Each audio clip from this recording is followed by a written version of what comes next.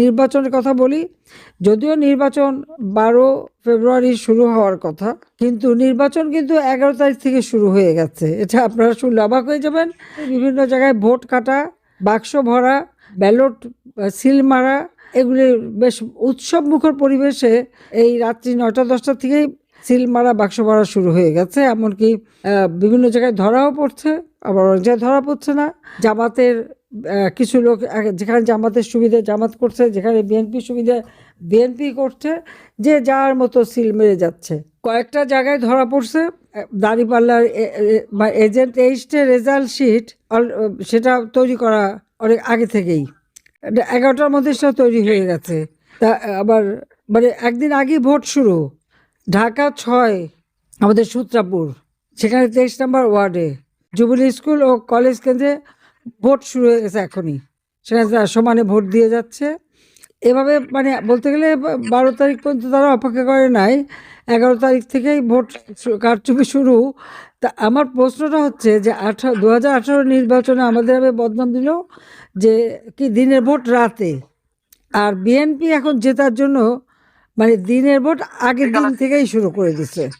যদিও অনেক অবজারভার আসছে, তো তারা এখন এগুলি দেখে কিনা আমি জানি না, কতটুকু দেখছে সেটাই প্রশ্ন। যেমন রাউজানে বিএনপি 2 পক্ষ গোলাগুলি শুরু করে দিচ্ছে, সেখানে মানুষ মারা যাচ্ছে। সূত্রাপুরে ভোটারদের টাকা দেওয়ার সময় জামাতের নেতা ধরা পড়ছে। আবার এদিকে বিএনপি আর এনসিপি তাদের মধ্যে আবার ওই বুথ দখল নিয়ে এখন এই রাত্রেবেলায় গোলাগুলি মারামারি শুরু হয়ে গেছে। মানে কে দখল করে সেখানে নেবে সেটাও শুরু করেছে। এরকম মানে বাংলাদেশের প্রত্যেকটা অঞ্চলে এই মানে অবস্থার সৃষ্টি। সব নিউজ সব কথা সবাই বলতেও পারছে না, অনেক কিছু দেখছে, যেটুকু পাচ্ছে দিচ্ছে। ওরা আর অপেক্ষা, বিএনপি বা জামাত অপেক্ষা করে নাই, আমাদের বলছে দিনের ভোট রাতে, ওরা একদিন আগে থেকে শুরু করে দিচ্ছে। এই হলো ইলেকশন। হ্যাঁ, আমাদের সেনাপ্রধান বলছে উৎসব মুখর পরিবেশে ইলেকশন হবে, ইউনূস বলছে উৎসব মুখর পরিবেশে সুষ্ঠু নির্বাচন হবে।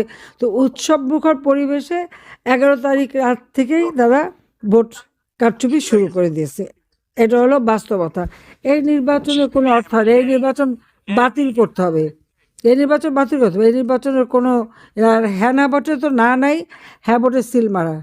কারাগারে থেকে ভোট আনতে গেছে, ওখানে মাত্র 7 জন না কয়জন ভোট দিছে, আমাদের কেউ ভোট দেয়নি, বলছে আমরা কেউ ভোট দেবো না। বিদেশ থেকে সিল মেরে হ্যাঁ ভোটে সিল মেরে আবার পাঠিয়ে দিচ্ছে।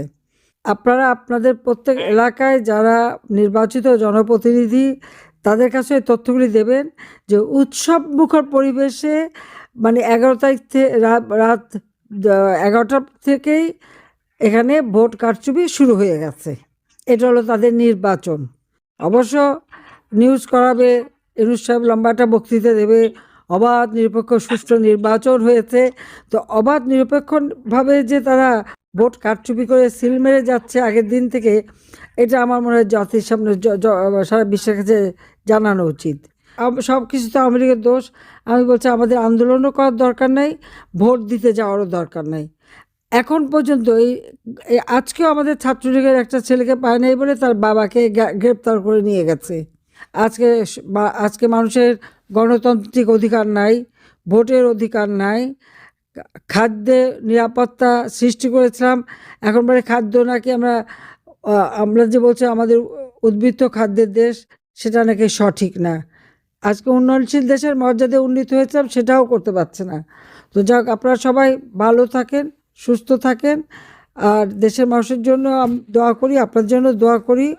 এই অনিয়মের হাত থেকে বাংলাদেশটা যেন দ্রুত মুক্তি পায়, এই দুঃশাসনের হাত থেকে বাংলাদেশের জনগণ যেন মুক্ত পায়, বাংলাদেশের জনগণ যেন শান্তিতে ঘুমাতে পারে, নিরাপদে চলতে পারে, পেট ভরে দুবেলা খেতে পারে, একটু সুন্দরভাবে বাঁচতে পারে। এটাই আমরা চাই। সবাইকে ধন্যবাদ। জয় বাংলা, জয় বঙ্গবন্ধু, বাংলাদেশ চিরজীবী হোক। খোদা হাফেজ।